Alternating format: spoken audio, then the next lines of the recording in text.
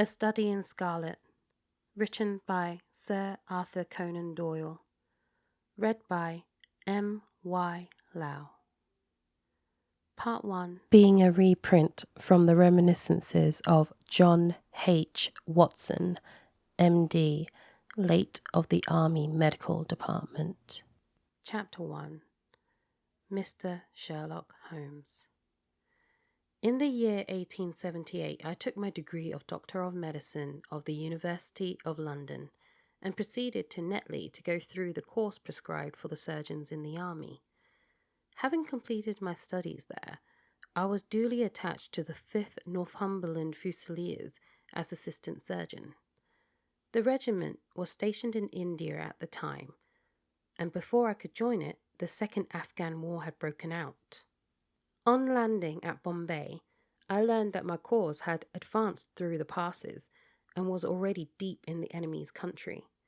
I followed, however, with many other officers who were in the same situation as myself, and succeeded in reaching Kandahar in safety, where I found my regiment and at once entered upon my new duties. The campaign brought honours and promotion to many, but for me it had nothing but misfortune and disaster. I was removed from my brigade and attached to the Berkshires, with whom I served at the fatal Battle of Maiwand. There I was struck on the shoulder by a Jezail bullet, which shattered the bone and grazed the subclavian artery. I should have fallen into the hands of the murderous Guards had it not been for the devotion and courage shown by Murray, my orderly, who threw me across a pack-horse and succeeded in bringing me safely to the British lines. Worn with pain and weak from the prolonged hardships which I had undergone, I was removed, with a great train of wounded sufferers, to the base hospital at Peshawar. Here I rallied, and had already improved so far as to be able to walk about the wards, and even to bask a little upon the veranda, when I was struck down by the enteric fever, that curse of our Indian possessions. For months my life was despaired of, and when at last I came to myself and became convalescent, I was so weak and emaciated that a medical board determined that not a day should be lost in sending me back to England. I was dispatched, accordingly, in the troop ship Orontes, and landed a month later on Portsmouth jetty, with my health irretrievably ruined, but with permission from a paternal government to spend the next 9 months in attempting to improve it. I had neither kith nor kin in England, and was therefore as free as air, or as free as an income of 11 shillings and 6 pence a day will permit a man to be. Under such circumstances, I naturally gravitated towards London, that great cesspool into which all the loungers and idlers of the empire are irresistibly drained. There I stayed for some time at a private hotel in the Strand, leading a comfortless, meaningless existence, and spending such money as I had, considerably more freely than I ought. So alarming did the state of my finances become, that I soon realized that I must either leave the metropolis and rusticate somewhere in the country, or that I must make a complete alteration in my style of living. Choosing the latter alternative, I began by making up my mind to leave the hotel, and to take up my quarters in some less pretentious and less expensive domicile. On the very day that I had to come to this conclusion, I was standing in the Criterion bar, when someone tapped me on the shoulder, and turning around, I recognized young Stamford, who had been a dresser under me at the Barts. The sight of a friendly face in the great wilderness of London is a pleasant thing indeed to a lonely man. In the old days, Stamford had never been a particular crony of mine, but now I hailed him with enthusiasm, and he, in his turn, appeared to be delighted to see me. In the exuberance of my joy, I asked him to lunch with me at the Holborn, and we started off together in a hansom. "Whatever have you been doing with yourself, Watson?" he asked in undisguised wonder, as we rattled through the crowded London streets. You are as thin as a laugh and as brown as a nut. I gave him a short sketch of my adventures, and had hardly concluded it by the time that we reached our destination. Poor devil, he said commiseratingly, after he had listened to my misfortunes. What are you up to now? Looking for lodgings, I answered, trying to solve the problem as to whether it is possible to get comfortable rooms at a reasonable price. That's a strange thing, remarked my companion. You are the second man today that has used that expression to me. And who was the first? I asked. A fellow who is working at the chemical laboratory up at the hospital. He was bemoaning himself this morning because he could not get someone to go halves with him in some nice rooms which he had found, and which were too much for his purse. By Jove, I cried, if he really wants someone to share the rooms and the expense, I am the very man for him. I should prefer having a partner to being alone. Young Stamford looked rather strangely at me over his wine-glass. You don't know Sherlock Holmes yet, he said. Perhaps you would not care for him as a constant companion. Why? What is there against him? Oh, I didn't say there was anything against him. He is a little queer in his ideas, an enthusiast in some branches of science. As far as I know, he is a decent fellow enough. A medical student, I suppose? Said I. No, I have no idea what he intends to go in for. I believe he is well up in anatomy, and he is a first-class chemist. But, as far as I know, he has never taken out any systematic medical classes. His studies are very desultory and eccentric, but he has amassed a lot of out-of-the-way knowledge which would astonish his professors. Did you never ask him what he was going in for? I asked. No, he is not a man that is easy to draw out, though he can be communicative enough when the fancy seizes him. I should like to meet him, I said. If I am to lodge with anyone, I should prefer a man of studious and quiet habits. I am not strong enough yet to stand much noise or excitement. I had enough of both in Afghanistan to last me for the remainder of my natural existence. How could I meet this friend of yours? He is sure to be at the laboratory, returned my companion. He either avoids the place for weeks, or else he works there from morning to night. If you like, we shall drive round together after luncheon. Certainly, I answered, and the conversation drifted away into other channels. As we made our way to the hospital after leaving the Holborn, Stamford gave me a few more particulars about the gentleman whom I proposed to take as a fellow lodger. You mustn't blame me if you don't get on with him, he said. I know nothing more of him than I have learned from meeting him occasionally in the laboratory. You proposed this arrangement, so you must not hold me responsible. If we don't get on, it will be easy to part company, I answered. It seems to me, Stamford, I added, looking hard at my companion, that you have some reason for washing your hands of the matter. Is this fellow's temper so formidable, or what is it?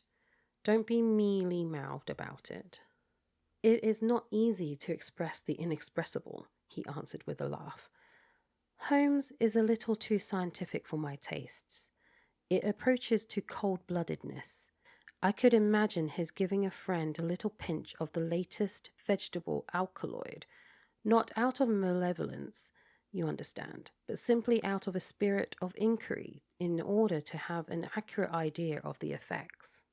To do him justice, I think that he would take it himself with the same readiness. He appears to have a passion for definite and exact knowledge. Very right, too. Yes, but it may be pushed to excess.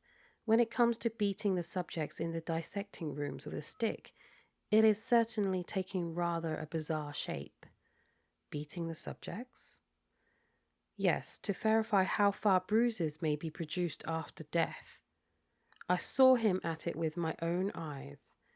And yet you say he is not a medical student.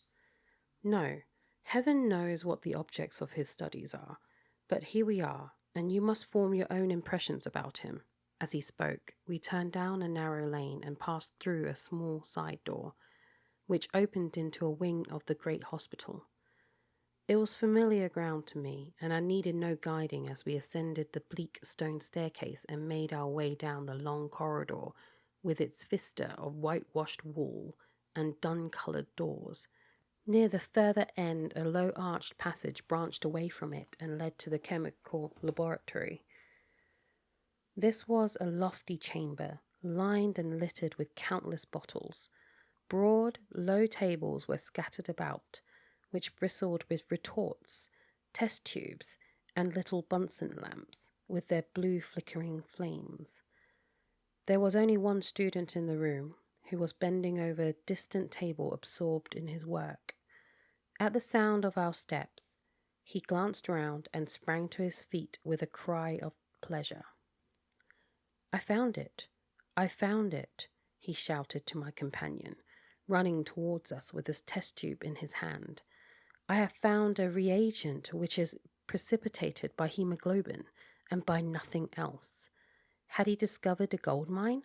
Greater delight could not have shone upon his features. "Dr. Watson, Mr. Sherlock Holmes," said Stamford, introducing us. "How are you?" he said cordially, gripping my hand with a strength for which I should hardly have given him credit. "You have been in Afghanistan, I perceive." "How on earth did you know that?" I asked in astonishment. "Never mind," he said, chuckling to himself. "The question now is about hemoglobin. No doubt you see the significance of this discovery of mine." "It is interesting. Chemically, no doubt," I answered, "but practically—" "Why, man, it is the most practical medico-legal discovery for years.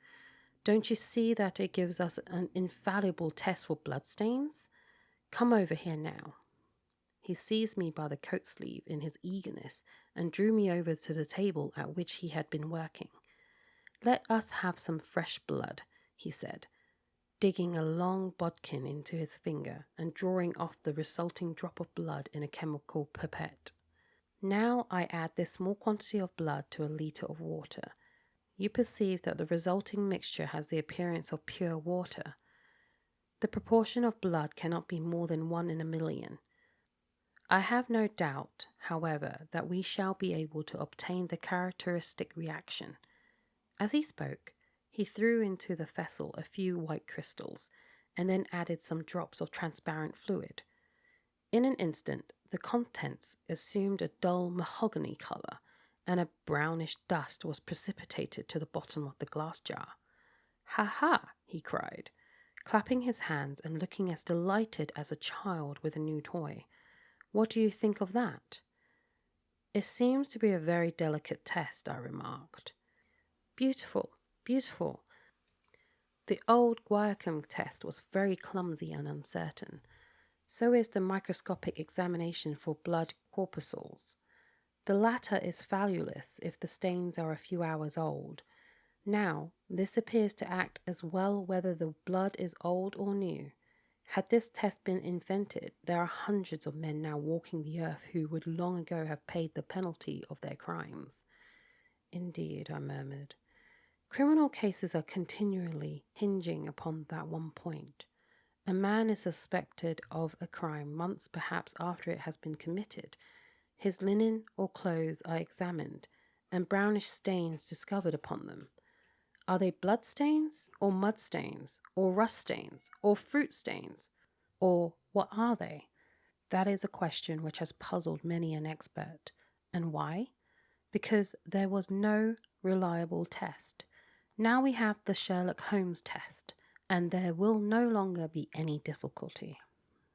His eyes fairly glittered as he spoke, and he put his hand over his heart and bowed as if to some applauding crowd conjured up by his imagination. "You are to be congratulated," I remarked, considerably surprised at his enthusiasm. "There was that case of von Bischoff at Frankfurt last year. He would certainly have been hung had this test been in existence. Then there was Mason of Bradford, and the notorious Muller, and Lefebvre of Montpellier, and Sanson of New Orleans. I could name a score of cases in which it would have been decisive. You seem to be a walking calendar of crime, said Stamford with a laugh. You might start a paper on those lines. Call it the Police News of the Past. Very interesting reading it might be made too, remarked Sherlock Holmes, sticking a small piece of plaster over the prick on his finger. I have to be careful, he continued, turning to me with a smile, for I dabble with poisons a good deal. He held out his hand as he spoke, and I noticed that it was all mottled over with similar pieces of plaster, and discoloured with strong acids. We came here on business, said Stamford, sitting down on a high three-legged stool and pushing another one in my direction with his foot. My friend here wants to take diggings, and as you were complaining that you could get no one to go halves with you, I thought that I had better bring you together. Sherlock Holmes seemed delighted at the idea of sharing his rooms with me. I have my eye on a suite in Baker Street, he said, which would suit us down to the ground. You don't mind the smell of strong tobacco, I hope. I always smoke ships myself, I answered. That's good enough. I generally have chemicals about and occasionally do experiments. Would that annoy you? By no means. Let me see. What are my other shortcomings? I get in the dumps at times and don't open my mouth for days on end. You must not think I am sulky when I do that. Just let me alone, and I'll soon be right. What have you to confess now? It's just as well for two fellows to know the worst of one another before they begin to live together. I laughed at this cross-examination. I keep a bull pup, I said, and I object to rows because my nerves are shaken, and I get up at all sorts of ungodly hours, and I am extremely lazy. I have another set of vices when I'm well, but those are the principal ones at present. Do you include violin playing in your category of rows? He asked anxiously. It depends on the player, I answered. A well-played violin is a treat for the gods. A badly played one. Oh, that's all right, he cried, with a merry laugh. I think we may consider the thing as settled, that is, if the rooms are agreeable to you. When shall we see them? Call for me here at noon tomorrow, and we'll go together and settle everything, he answered. All right, noon exactly, said I, shaking his hand. We left him working among his chemicals, and we walked together towards my hotel. By the way, I asked suddenly, stopping and turning upon Stamford, how the deuce did he know that I had come from Afghanistan? My companion smiled an enigmatical smile. That's just his little peculiarity, he said. A good many people have wanted to know how he finds things out. Oh, a mystery, is it? I cried, rubbing my hands. This is very piquant. I am much obliged to you for bringing us together. The proper study of mankind is man, you know. You must study him, then, Stamford said, as he bade me good-bye. You'll find him a knotty problem, though. I'll wager he learns more about you than you about him. Good-bye. Good-bye, I answered, and strolled on to my hotel, considerably interested in my new acquaintance. Chapter 2. The Science of Deduction.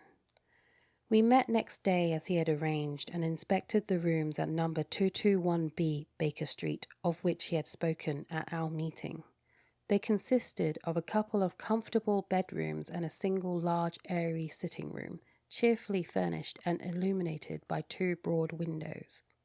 So desirable in every way were the apartments, and so moderate did the terms seem when divided between us, that the bargain was concluded upon the spot, and we at once entered into possession. That very evening I moved my things round from the hotel, and on the following morning Sherlock Holmes followed me with several boxes and portmanteaus. For a day or two we were busily employed in unpacking and laying out our property to the best advantage. That done, we gradually began to settle down and to accommodate ourselves to our new surroundings. Holmes was certainly not a difficult man to live with.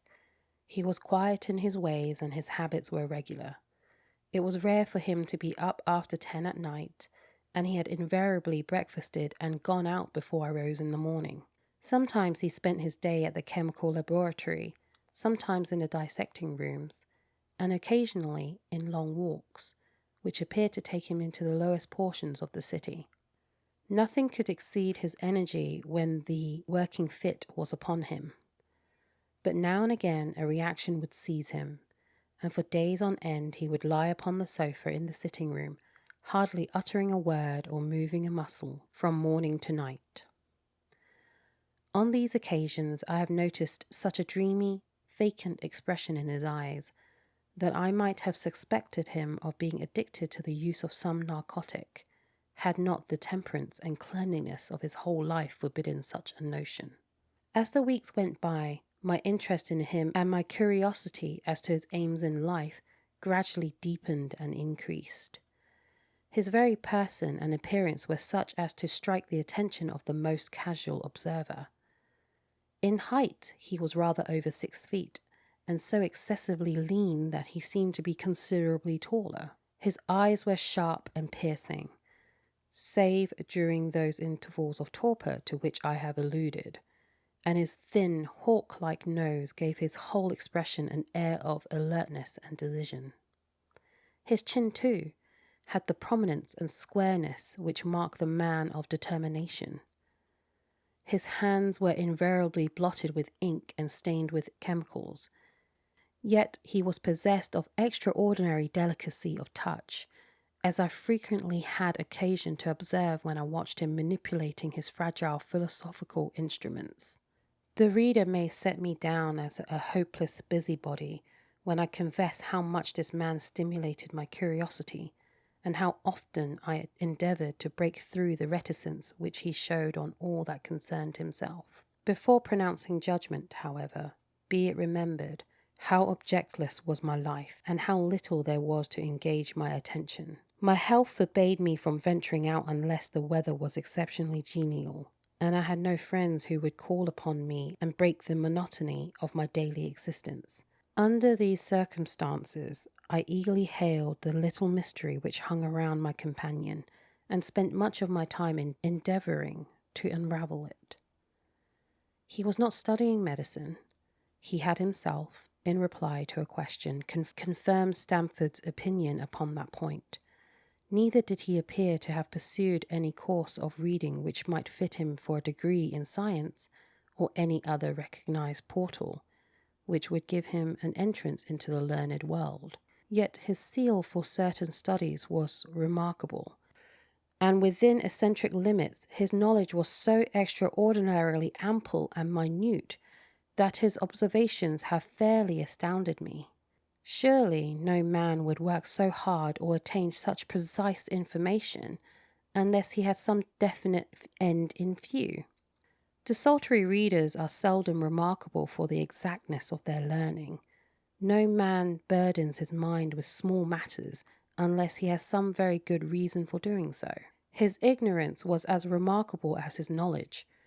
Of contemporary literature, philosophy, and politics he appeared to know next to nothing. Upon my quoting Thomas Carlyle, he inquired in the naivest way who he might be and what he had done. My surprise reached a climax, however, when I found incidentally that he was ignorant of the Copernican theory and of the composition of the solar system. That any civilized human being in this 19th century should not be aware that the earth travelled round the sun appeared to be, to me, such an extraordinary fact that I could hardly realize it. "You appear to be astonished," he said, smiling at my expression of surprise. "Now that I do know it, I shall do my best to forget it." "To forget it?" "You see," he explained, "I consider that a man's brain originally is like a little empty attic, and you have to stock it with such furniture as you choose.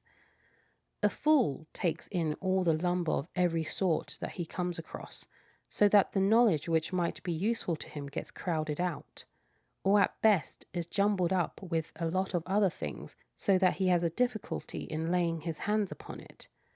Now the skilful workman is very careful indeed as to what he takes into his brain attic. He will have nothing but the tools which may help him in doing his work, but of these he has a large assortment, and in all in the most perfect order. It is a mistake to think that the little room has elastic walls and can distend to any extent. Depend upon it, there comes a time when for every addition of knowledge you forget something that you knew before. It is of the highest importance, therefore, not to have useless facts elbowing out the useful ones. But the solar system, I protested. What the deuce is it to me? He interrupted impatiently. You say that we go round the sun. If we went round the moon, it would not make a pennyworth of difference to me or to my work. I was on the point of asking him what that work might be, but something in his manner showed me that the question would be an unwelcome one. I pondered over our short conversation, however, and endeavoured to draw my deductions from it. He said that he would acquire no knowledge which did not bear upon his object. Therefore, all the knowledge which he possessed was such as would be useful to him. I enumerated in my own mind all the various points upon which he had shown me that he was exceptionally well informed. I even took a pencil and jotted them down. I could not help smiling at the document when I had completed it. It ran in this way. Sherlock Holmes, his limits. 1. Knowledge of literature, nil. 2. Philosophy, nil. 3. Astronomy, nil. 4. Politics, feeble. 5. Botany, variable. Well up in belladonna, opium, and poisons generally, knows nothing of practical gardening. 6. Geology, practical, but limited. Tells at a glance different soils from each other. After walks has shown me splashes upon his trousers, and told me by their colour and consistence in what part of London he had received them.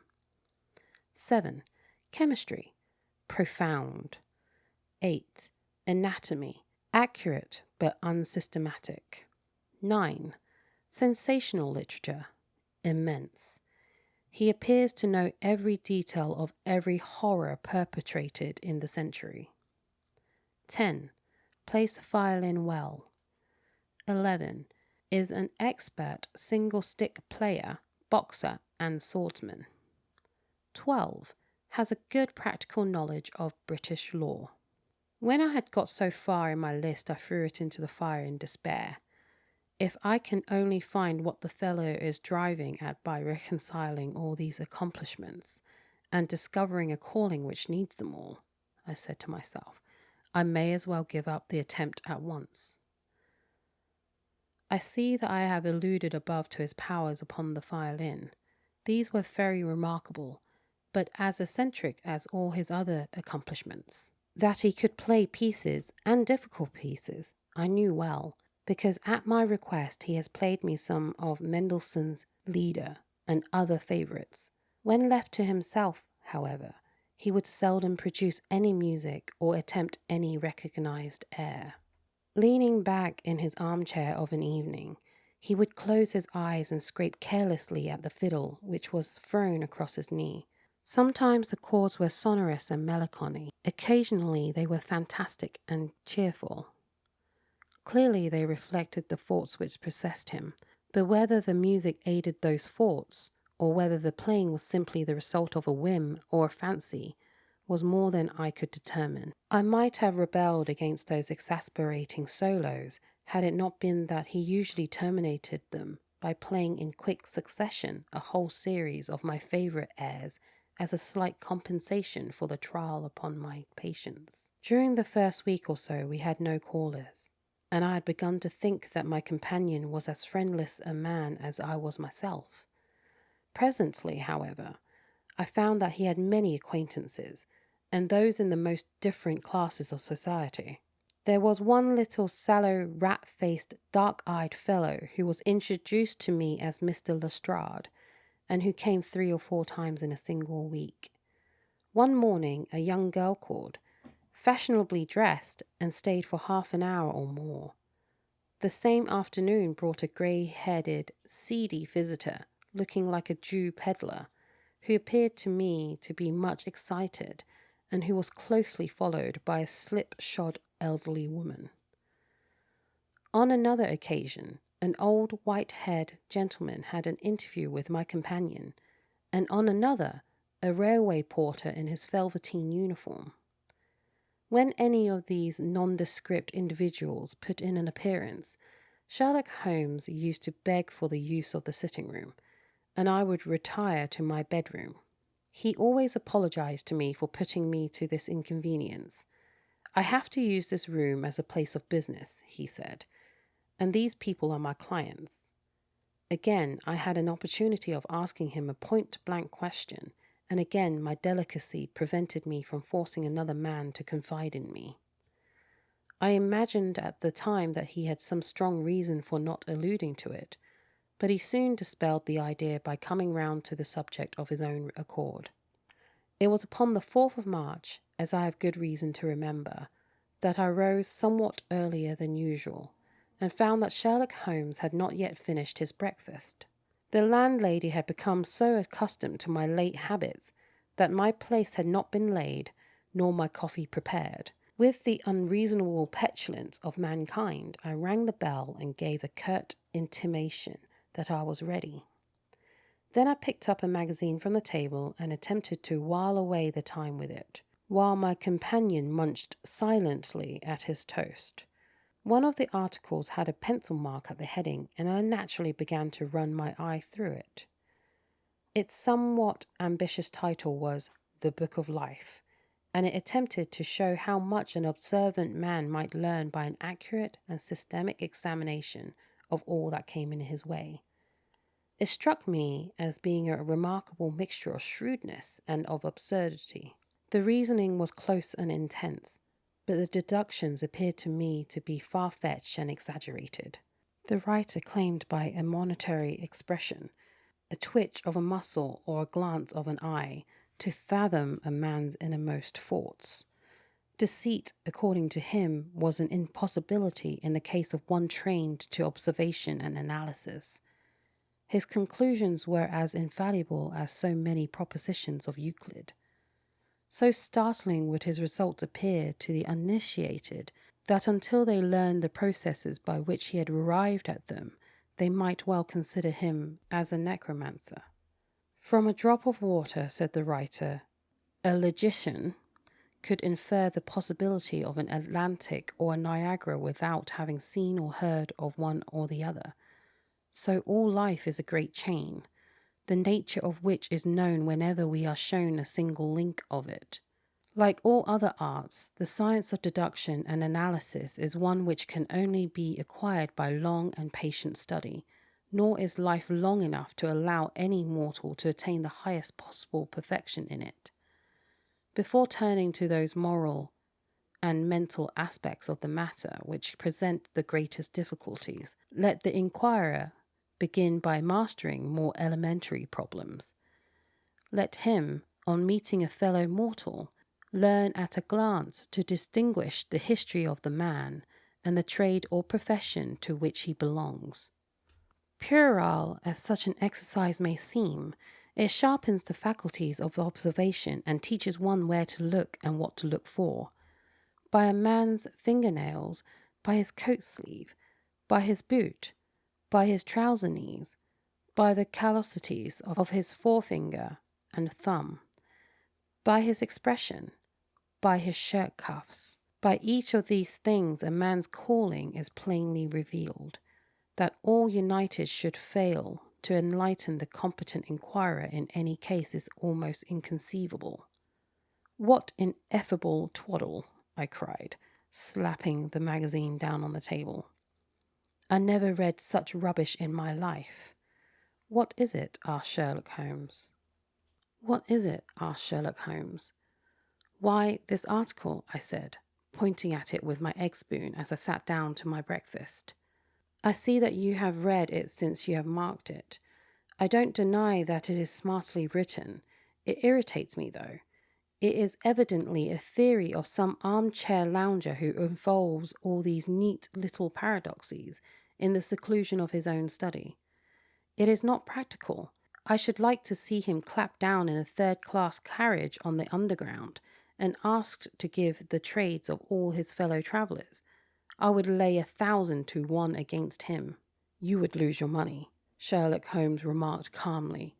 As for the article, I wrote it myself. You? Yes. I have a turn both for observation and for deduction. The theories which I have expressed there, and which appear to you to be so chimerical, are really extremely practical, so practical that I depend upon them for my bread and cheese. And how? I asked involuntarily. Well, I have a trade of my own. I suppose I am the only one in the world. I'm a consulting detective, if you can understand what that is. Here in London, we have lots of government detectives and lots of private ones. When these fellows are at fault, they come to me, and I manage to put them on the right scent. They lay all the evidence before me, and I am generally able, by the help of my knowledge of the history of crime, to set them straight.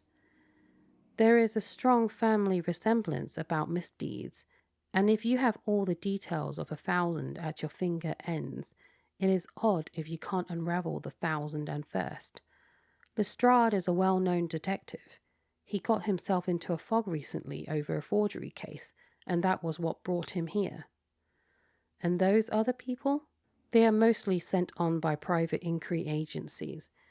They are all people who are in trouble about something and want a little enlightening.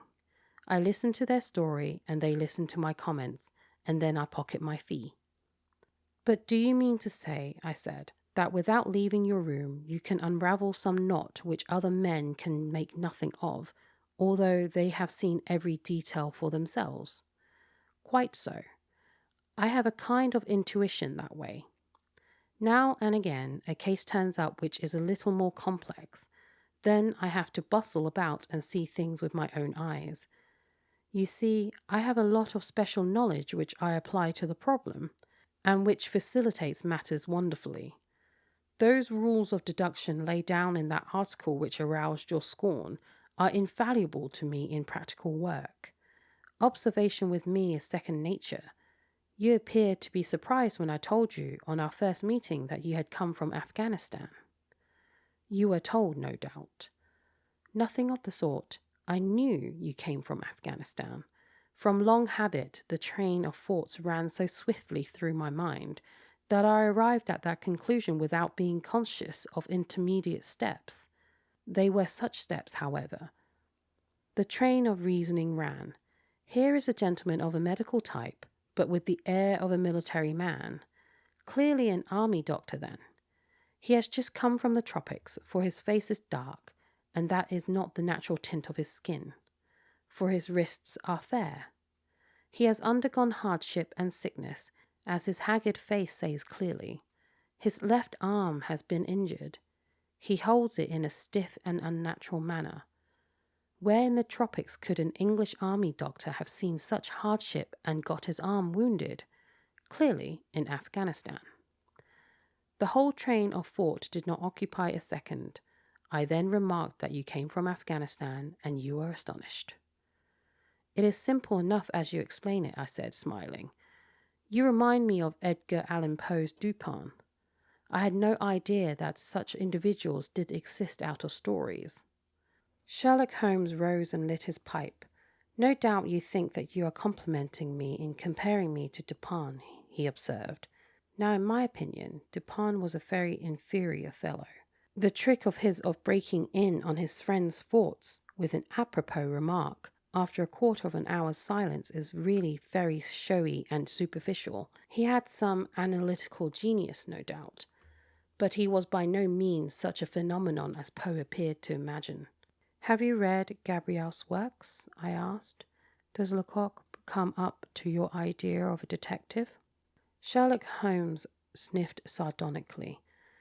Lecoq was a miserable bungler, he said in an angry voice. He had only one thing to recommend him, and that was his energy. The book made me positively ill. The question was how to identify an unknown prisoner. I could have done it in 24 hours. Lecoq took 6 months or so. It might be made a textbook for detectives to teach them what to avoid. I felt rather indignant at having two characters whom I admire treated in this cavalier style. I walked over to the window and stood looking out into the busy street. This fellow may be very clever, I said to myself, but he is certainly very conceited. There are no crimes and no criminals in these days, he said querulously. What is the use of having brains in our profession? I know well that I have it in me to make my name famous. No man lives or has ever lived who has brought the same amount of study and of natural talent to the detection of crime which I have done. And what is the result? There is no crime to detect, or at most some bungling villainy with a motive so transparent that even a Scotland Yard official can see through it. I was still annoyed at his bumptious style of conversation. I thought it best to change the topic. I wonder what that fellow is looking for, I asked, pointing to a stalwart, plainly dressed individual who was walking slowly down the other side of the street, looking anxiously at the numbers. He had a large blue envelope in his hand and was evidently the bearer of a message. You mean the retired sergeant of Marines, said Sherlock Holmes. Brag and bounce, thought I to myself. He knows that I cannot verify his guess. The thought had hardly passed through my mind when the man whom we were watching caught sight of the number on our door and ran rapidly across the roadway. We heard a loud knock, a deep voice below, and heavy steps ascending the stair. For Mr. Sherlock Holmes, he said, stepping into the room and handing my friend the letter. Here was an opportunity of taking the conceit out of him. He little thought of this when he made that random shot. May I ask, my lad, I said in the blandest voice, what your trade may be, sir? Commissionaire, sir, he said gruffly. Uniform away for repairs. And you were? I asked with a slightly malicious glance at my companion. A sergeant, sir. Royal Marine Light Infantry, sir. No answer. Right, sir. He clicked his heels together, raised his hand in a salute, and was gone. That's the end of chapters 1 and 2. We continue with chapter 3 in the next reading. Thank you for listening.